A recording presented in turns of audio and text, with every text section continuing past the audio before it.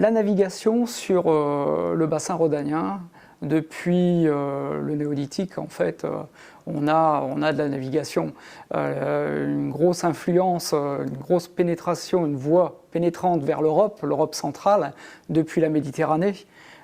Et ça, c'est le Rhône qui joue ce rôle essentiel de redistribution des marchandises vers le nord de la Gaule à l'époque antique et plus loin en Europe, en passant par différents bassins.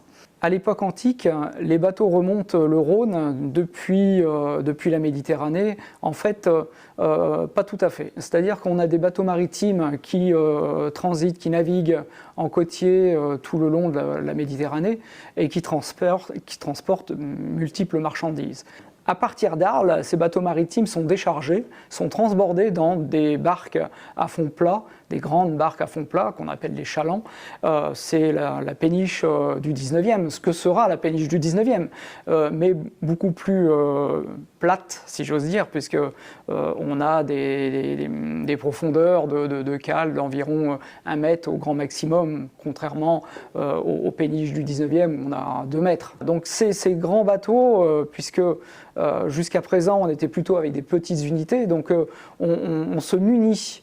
Le commerce se munit de grandes barges pour pouvoir transporter toute cette production méditerranéenne vers l'intérieur du pays et de l'Europe. Ces barges, il faut penser que ces chalands, il faut penser plutôt que ce sont des bateaux à première vue de descente. C'est-à-dire qu'on va commercer un peu à l'envers, on va partir de Lyon par exemple, et on va descendre en Arles, et on va recharger différents matériaux sur des bateaux maritimes qui vont aller faire commerce sur la Méditerranée. A l'inverse, quand le bateau remonte, automatiquement, il va être allé avec des hommes. Il faut environ 1 homme pour 2 tonnes. Alors pourquoi les humains? Parce que les humains sont plus faciles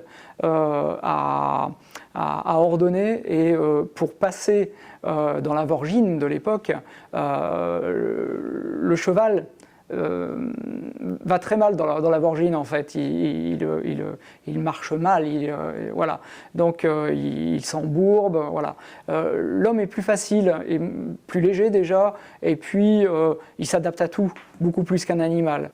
Pour la descente, on va profiter des courants bien sûr, peut-être d'une petite crue, enfin quand les eaux sont marchandes comme on dit, on va en profiter pour descendre avec tout et n'importe quoi en chargement, on est vraiment sur la péniche, donc en fait on peut transporter aussi bien du foin que du pondéreux. Le chaland pour la descente va être propulsé par le courant, bien sûr, par la dynamique du fleuve, mais aussi s'il y a du vent, avec une voile. On va monter une voile, on va profiter de ce vent descendant pour pouvoir aller plus vite. Mais on aura une grande rame gouvernail à l'arrière du bateau pour pouvoir se diriger.